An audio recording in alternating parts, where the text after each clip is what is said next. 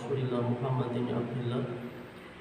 Allahumma ya da'imal fadli 'alal bariyah, ya basyital yadayn bil qatiyah, ya sahibal mawahidi saniyah, waghfir lana yadal ula fi 'alihi al-atiyah.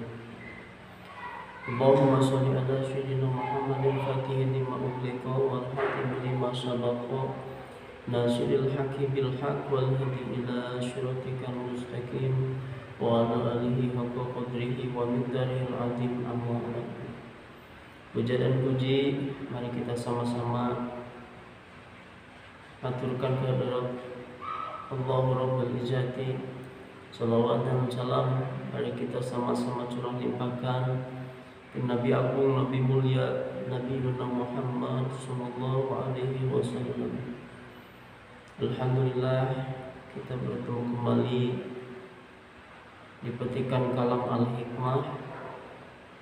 Ya alhamdulillah kita masih disehatkan, masih dihindarkan dari wabah-wabah bencana alam, wabah-wabah penyakit taun atau corona. Yang perlu kita ketahui bahwa di dalam Allah menghadirkan wabah penyakit ataupun bencana alam, pasti ada hikmah di baliknya. Tidak mungkin Allah menciptakan satu makhluk, tidak mungkin Allah menciptakan satu perkara tanpa ada hikmah di dalamnya. Ya alhamdulillah, kembali kita bersyukur kepada Allah. Kita masih diberikan umur yang cukup, kita masih diberikan kesehatan, masih diberikan waktu untuk kita bertobat, bermunajat kepada Allah Subhanahu wa taala yang mungkin tidak akan bisa dirasakan oleh orang lain. Mungkin hanya sebagian kecil orang saja yang bisa menikmati kenikmatan dunia, tapi banyak melalaikan tujuan kita hidup di dunia, yaitu akhirat. Karena Allah menciptakan kita di dunia ini untuk menjadi khalifah, untuk memimpin umat manusia, untuk mengelola hawa nafsu, bukan hanya untuk kesenangan duniawi, tapi Allah menciptakan kita sebagai umat manusia yang tentu dibarengi dengan ibadah sebagai bentuk timbal balik. Allah menciptakan kita, memberikan semua kenikmatan kepada kita, dan kita beribadah kepada Allah. Tentu saja di dalam sifat kita beribadah, keuntungannya bisa diambil untuk diri kita pribadi. Karena kenapa? Kita tidak beribadah pun, kita tidak melakukan sholat pun, Allah Subhanahu wa taala tidak akan merasa rugi sedikit. Allah Subhanahu wa taala hanya menginginkan hambanya yang beribadah untuk siapa? Untuk dirinya sendiri. Karena kenapa? Ibadah itu menjadikan dirinya pribadi yang mendekatkan kita sebagai makhluknya kepada Allah Subhanahu wa taala sebagai pencipta. Nah, sedikit pun Allah tidak merasa rugi ketika satu makhluknya tidak beribadah kepada Allah.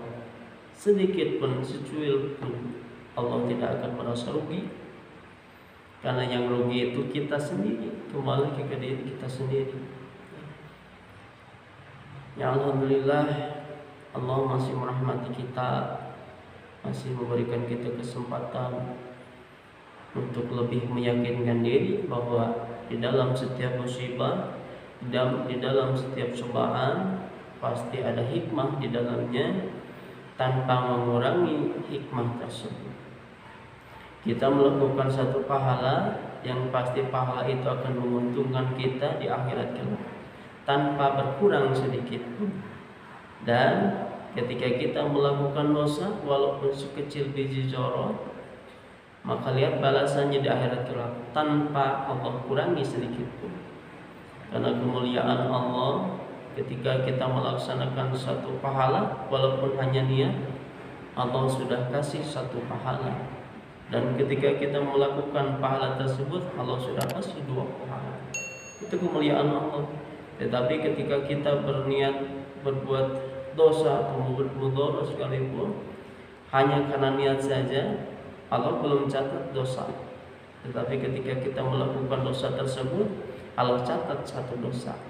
Tapi kenapa masih banyak orang-orang yang tidak mengerti bahwa kemuliaan Allah mengantarkan kita ke gerbang pintu rahmat Allah?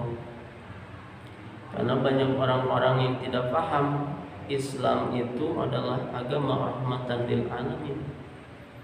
Allah menciptakan Islam itu untuk rahmat semua alam tanpa membeda-bedakan suku, agama, ras apapun. Tetapi Allah memberikan Ar-Rahmanir Rahim. Ar-Rahman itu untuk rahmatan lil alamin. Allah curahkan, Allah kasihkan di dunia dan akhirat tanpa memandang suku, agama, ras apapun. Tapi Allah mempunyai satu, yaitu Ar-Rahim, Maha Penyayang, yang Allah kasihkan di akhirat kelak untuk manusia yang beriman, untuk manusia mukmin saja. Itu kasih sayang Allah kepada kita untuk orang-orang yang beriman, yang masih tetap menjaga agamanya, yang masih tetap menjaga ketauhidannya. Allahu Ahad, Allah yang satu. Tidak ada Tuhan selain Allah, yang berhak disembah selain Allah, dan Nabi Muhammad SAW adalah utusan Allah. Semoga kita kaum muslimin dan muslimat dimanapun berada masih tetap disehatkan, masih tetap diberikan kesempatan Allah untuk bertobat kepada Allah, untuk kembali ke fitrahnya. Selagi Allah masih memberikan kesempatan kepada kita untuk kembali kepada akidah Ahlus Sunnah wal Jamaah, mudah-mudahan kita tetap disehatkan, dipanjangkan umur, dan dihindarkan dari bencana alam ataupun wabah corona. Sekian, mudah-mudahan bermanfaat. Billahi taufiq wal hidayah.